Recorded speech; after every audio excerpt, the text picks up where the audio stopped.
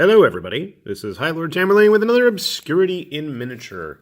So in front of you, you see a bunch of bags and a couple little SD Chibi guys. These are the Super Chibi round 4 figures from MidKnight Heroes? No, MidKnight Miniatures. I'll fix that, whatever it is. Their last Kickstarter campaign they did, and I gotta say, I've been involved in just about every single Kickstarter they've done, and slowly but surely there has been a lot of quality progress amongst all their figures. So we're going to take a look at the figures that came in the last campaign they did. Now I just put in for a basic pledge, which was I believe $20, and it gets you about 4 or 5 figures, which is never a bad deal. So here's one of the first core figures. This is Nona, I believe. I'm like 99% sure this is either Nona. Is this the fox? It looks like a fox. I know there's an elf in there somewhere. Okay, no, this is Nona. So she's supposed to be like a little fox spirit thing. So, first thing I really like is their earlier figures were a lot of pieces. You'll see this is just one nice solid piece. Now, admittedly, there is some cleanup that's going to be involved, but for a smaller company, I am okay with that. I'm not sure what this is. I think that's intentional, that kind of oval shape there, so that's okay. Now, she comes with a very basic base, but she seems to stack up quite nicely with other figures on the market. Obviously, this is a Reaper Bones, I forget what they call them, Bonesylvanians or something, and a Super Dungeon Explorer Ninja Candy. Because, you know, I like to have those painted figures, even though she's kind of lopsided. And this is a Ninja All-Star Oni of some sort. I don't remember what his name is. But again, you can see she stacks up pretty nice in terms of size. So if you were going to do some kind of an SD campaign, I don't like saying Chibi, I like saying SD because I've been an SD Gundam collector for a good 20-something years now. And it's just, that's what's ingrained in my head. But that's beside the point. So you can see there is a nice consistency in scale.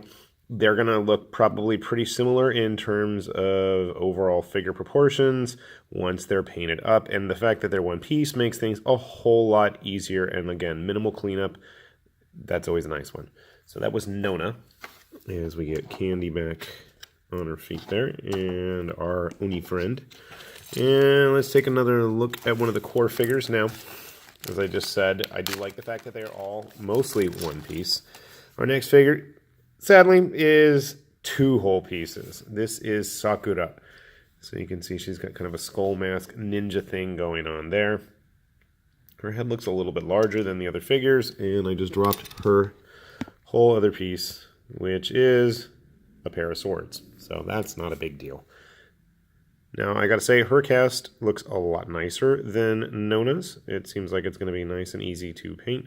And I gotta say, I have built and painted some of the earlier figures. I mean, for a startup, and in terms of being one of the few SD manufacturers, I think, you know, there were a couple hit and miss figures, but the detail has consistently gotten better, and I really like what I'm seeing here. This is gonna be a fun one to paint. If she wants to stay in focus, it's not helping that I have the other guys in the background. Come on, lady.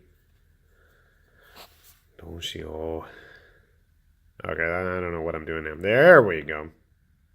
Not sure what that, I guess that's part of her mask underneath her chin there, but that's cool. Again, very minimal cleanup involved. I think that's supposed to be a chain around her waist there. And provided I don't end up losing those swords, let's see how she stacks up. Again, the proportions look pretty similar. She's not going to look out of place other than the Bonesylvanians, Mr. Bones, whatever he's called, Reaper guys, and their oddly proportioned bases. God dang, I can't keep it in focus today. So again, I don't think she's going to look super out of place. The head proportions are pretty similar. I'd say if anything, maybe her arms are a little bit smaller than the actual Soda Pop figures, but you know what? I think it's going to work out well. Of course, the big difference is Soda Pop's figures tend to be more in line with fantasy elements, and the Super Chibi stuff for their Super Chibi Clash tends to be more along the lines of kind of everything. Let's take a look at the last of the core figures before we hit the stretch goal ones. And I didn't pick up any extras this time around. Let's see, this is Tentacle, and Alright, well, you take back what I said about.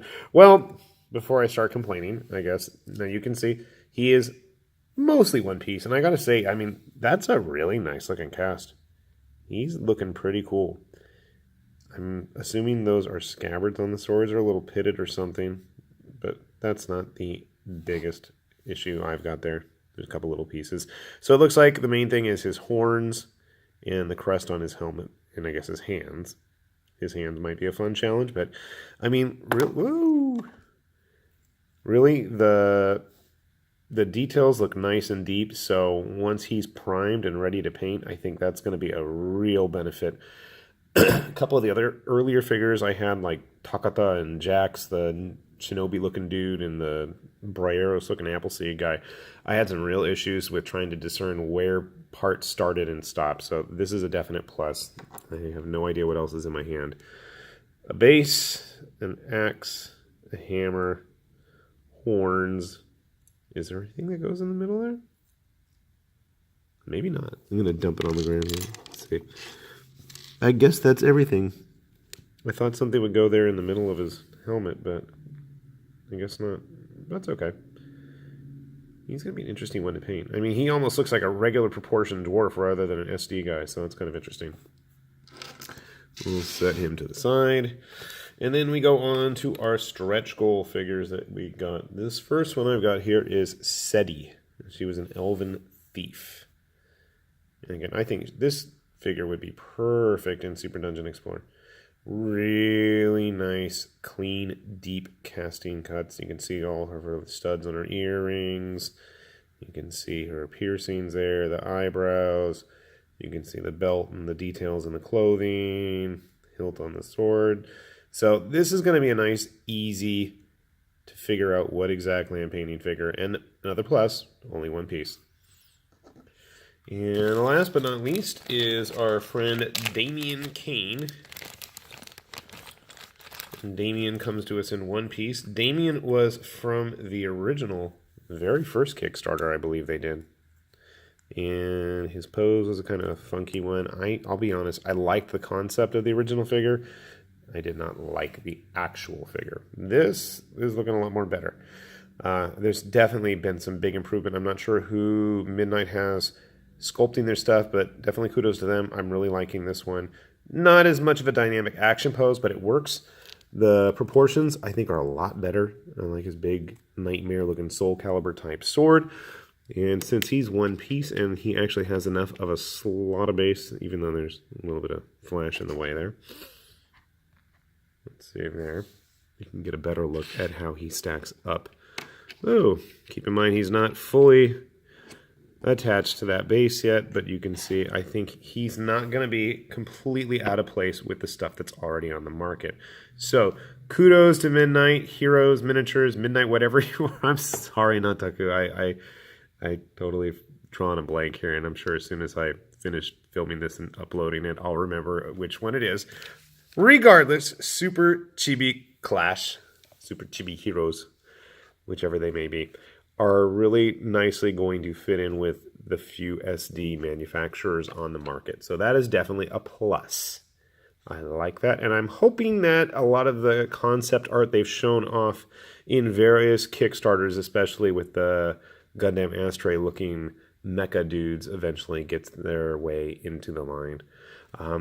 With these newer almost single piece sculpts, I hope we can see some more redos of some of the earlier figures. I really like their Takata figure, and I'd love to see another one, preferably with more swords out. I always like a lot of swords, but really happy with what I got. Looking forward to, one thing I should mention, they're not super slimy, and it's just something I don't know if you've seen some of my other videos. I just got through painting and working with a bunch of Raging Heroes stuff, and the amount of sliminess all over those figures is just driving me nuts. So non-slimy figures, always a plus. And that's my thumb there, yeah. So again, MidKnight Heroes, pretty sure that's what it is. Whatever it is, sorry guys, I will put a link down in the comments below. Definitely cool figures, reasonably priced, even if you want to buy them off the website rather than be a Kickstarter backer, which I keep doing over and over and over again. Definitely cool figures. Give them a look. And once again, this has been High Lord Tamberlane with his Obscurities and Miniatures saying bye-bye.